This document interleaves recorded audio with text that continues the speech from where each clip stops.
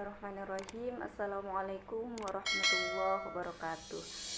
Teman-teman, perkenalkan nama saya Laila Nazmi dari Prodi Pendidikan Agama Islam STAI Ibnu Sina Batam. Baik, di sini saya akan mencoba membuat tutorial video untuk menentukan hasil uji validitas data menggunakan Excel dan SPSS. Nah, sebelum itu, untuk menentukan uji validitas data, kita terlebih dahulu mengetahui apa sih pengertian dari uji validitas data. Validitas data merupakan suatu proses penting yang digunakan oleh seorang peneliti untuk menentukan apakah instrumen pengukuran dapat mengukur apa yang seharusnya diukur atau dapat menguji apa yang seharusnya diuji. Nah, adapun tujuan dari uji validitas data ini adalah untuk menentukan apakah instrumen pengukuran itu dapat memberikan hasil yang akurat atau efektif. Nah, lalu selanjutnya kita akan menentukan bagaimana cara menentukan apakah data tersebut valid atau tidak. Hal ini dapat kita lihat dari R-hitung dan tabel.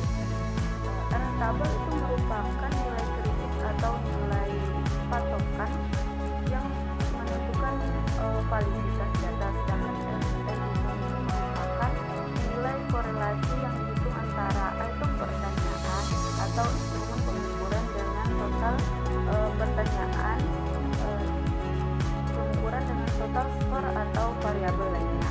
Lalu untuk menentukan valid atau tidaknya kita bisa menentukan apabila R-hitung itu lebih besar dari R-tabel, maka data tersebut dikatakan valid. Tetapi apabila R-hitung itu lebih kecil dari R-tabel, maka data tersebut dikatakan tidak valid. Nah, untuk tidak membuang waktu, mari sama-sama kita lihat bagaimana tutorial melakukan uji validitas data menggunakan SPSS dan Excel. Di sini saya sudah menampilkan Excel dengan jumlah data 23 sampel. Ini merupakan nomor responden dari 1 sampai 23, sedangkan yang barisan ini merupakan pernyataan 1 sampai pernyataan 25. Nah, untuk menentukan hasil validitas, maka yang pertama kita lakukan ialah menjumlahkan sampel nomor 1 dari pernyataan 1 sampai 25 dengan cara sama dengan klik sum. Kita double klik terlebih dahulu, lalu kita blok dari pernyataan 1 ke pernyataan 25. Nah, lalu kita klik enter, maka jumlahnya ialah 100. Nah, untuk menjumlahkan sampel nomor 2 sampai nomor 23, kita cukup meletakkan kursor di sebelah kanan paling ujung sampai muncul tanda plus, lalu kita tarik ke bawah sampai ke sampel 23. Nah, secara otomatis dia akan terisi. Ini merupakan jumlah dari beberapa sampel yang sudah kita tentukan tadi. Nah, langkah selanjutnya ialah menentukan jumlah dari R-tabel. R-tabel ini tadi merupakan batas ambang dari untuk menentukan validitas sebuah instrumen pengukuran. Adapun R-tabel yaitu rumusnya yaitu DF sama dengan N dikurang 2. N itu merupakan jumlah dari sampel dikurang 2. Nah, dalam hal ini sampel kita ada 23, sedangkan DF-nya sama dengan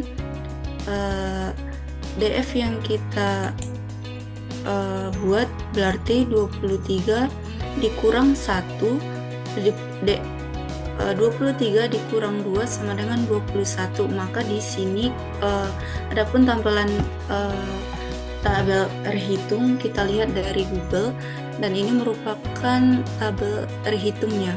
Di sini kita lihat berarti tabel R hitung nomor 21 itu ada yang 0,1, 0,05, ada yang 0,2 dan ada selanjutnya. Nah, untuk R tabel universal yang digunakan dalam statistik itu ialah 0,05.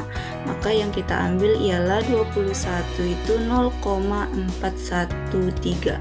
0,413. Nah,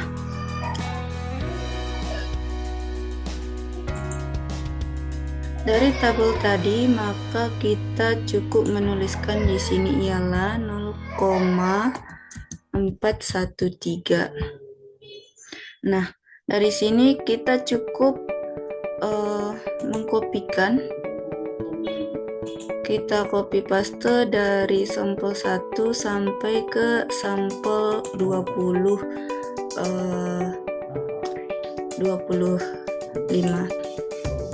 Nah, ini kita copy ya teman-teman, biar datanya tidak terjumlahkan. Pilih copy, maka semua R tabelnya dari pernyataan 1 sampai pernyataan 25 ialah 0,413. Nah, selanjutnya kita akan menghitung cara menentukan jumlah R hitung.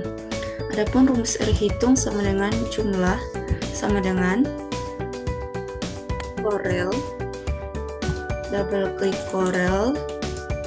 Setelah itu kita klik FX.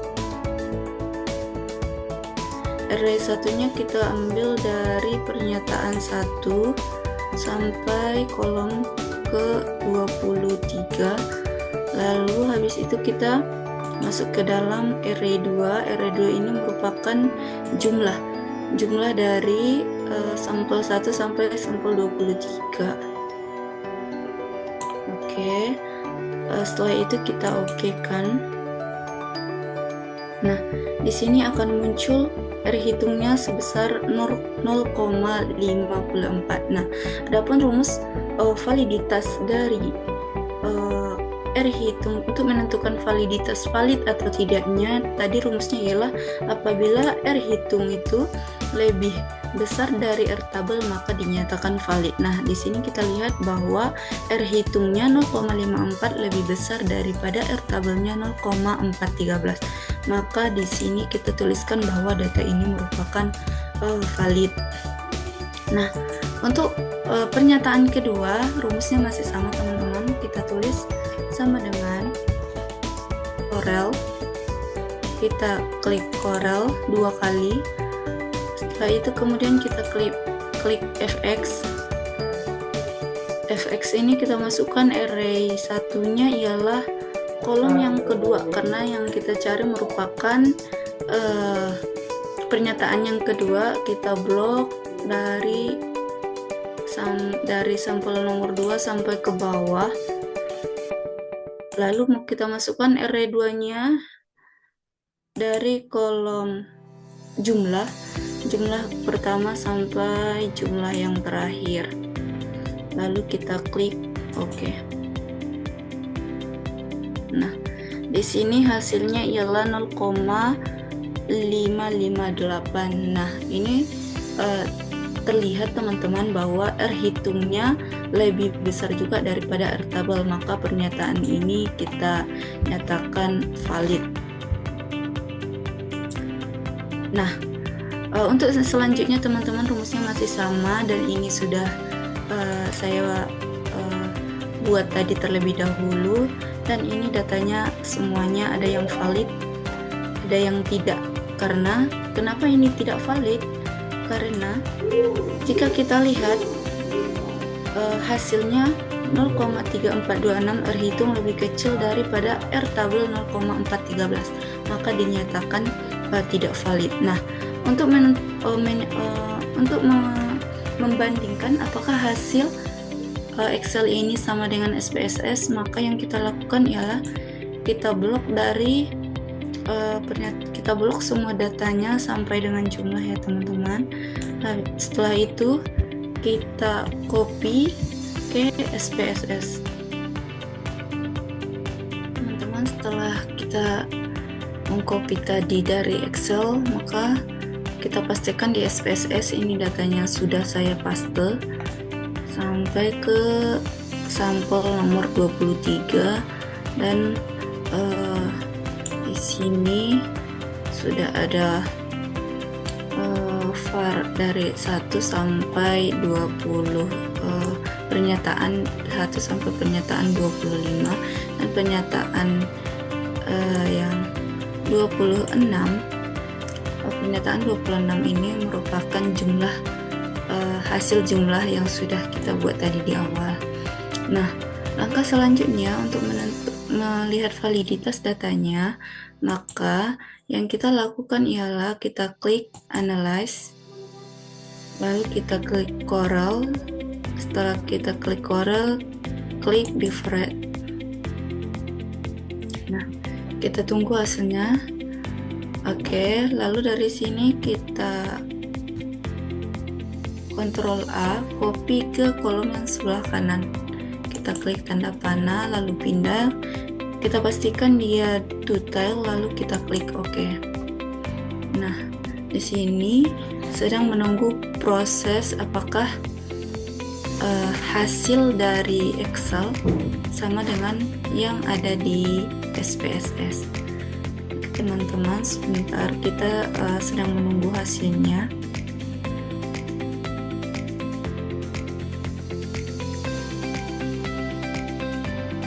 Oke, sebentar lagi keluar.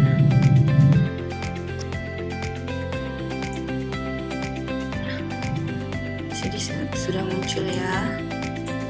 Kita coba perbesar. Di sini terlihat bahwa yang perlu kita perhatikan korelasinya ya.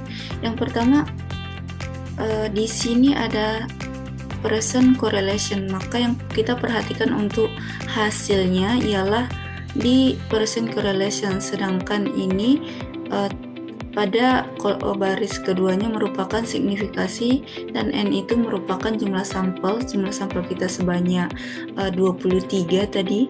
Nah, kita lihat dari var 1 atau sampel 1, maka kita lihat di sini hasilnya ialah 0,54.